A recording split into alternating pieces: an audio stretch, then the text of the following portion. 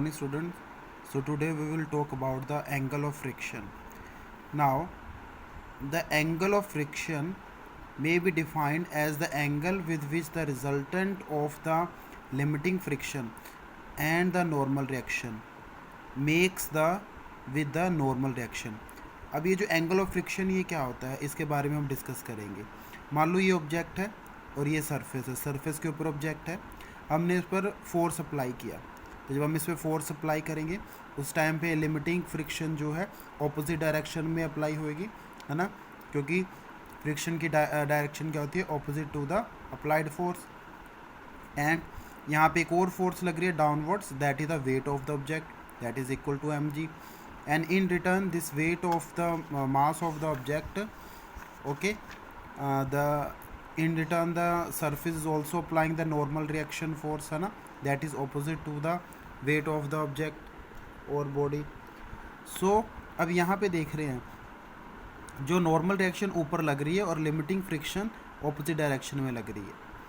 तो इन दोनों का अगर हम, क्योंकि दोनों फोर्स है, तो इस दोनों फोर्स का अगर हम रिजल्टेंट निकालें तो ये इसका रिजल्टेंट होगा इन दोनों फोर्स का.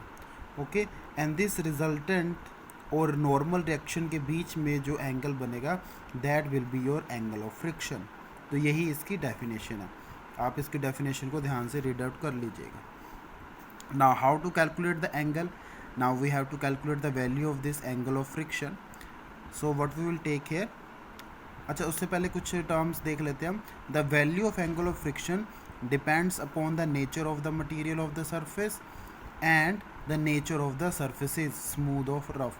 तो ऑब्जेक्ट स्मूथ या रफ है, एंड जो आपका जो सरफेस है वो कितना स्मूथ और रफ है, तो उस पर डिपेंड करेगा कि दोनों में एंगल ऑफ फ्रिक्शन कितना बनेगा. Okay, now to find out the angle of friction and coefficient of friction के बीच में अगर आपने रिलेशन फाइंड आउट करना है तो हम कैसे फाइंड आउट करेंगे. तो हमें पता है हमारा कोफिशिएंट ऑफ फ्रिक्शन किसके इक्वल होता है, लिमिटिंग फ्रिक्शन और force of friction divide by the normal reaction. तो हमने यहाँ पे यही रेशो फाइंड आउट करनी है. तो हम क्या करेंगे, इस पूरे पैरेललोग्राम में अगर हम ट्राइंगल लें, ट्राइंगल OAC, ये ऊपर वाली अगर हम ट्राइंगल लें तो इसमें जो टेंजेंट थीटा होगा, tangent theta will be equal to AC divided by OA, है ना. तो क्या होता है आपका tangent theta, perpendicular upon base. तो ये आपका परपेंडिकुलर है AC और बेस क्या है आपका OA, तो AC अपॉन OA. अब AC किसके पैरेलल है, OB के, यानी कि OB और AC एक दूसरे के इक्वल है, क्योंकि यहाँ पे लेंथ इक्वल है तो यहाँ पे वैल्यू भी इक्वल होगी. तो हम AC की जगह पे OB लिख देंगे. और यहाँ पे आप देख सकते हो कि जो OA है, OA को हम एज इट इज़ लिखेंगे. अब इन दोनों की वैल्यू देखिए, OB और OA की वैल्यू देखिए. Your OB is nothing just the limiting friction and your OA is nothing just your normal reaction.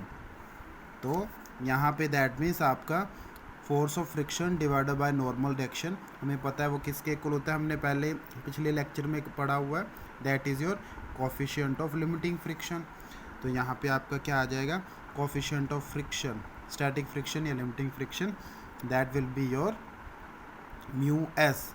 तो यहाँ पे tangent theta will be equal to mu s, और यहाँ पे थीटा की वैल्यू क्या आ जाएगी आपकी, tan inverse mu S. Tangent को हम उस साइड ले जाएंगे तो वो बन जाता है tan इनवर्स. तो that will be your angle.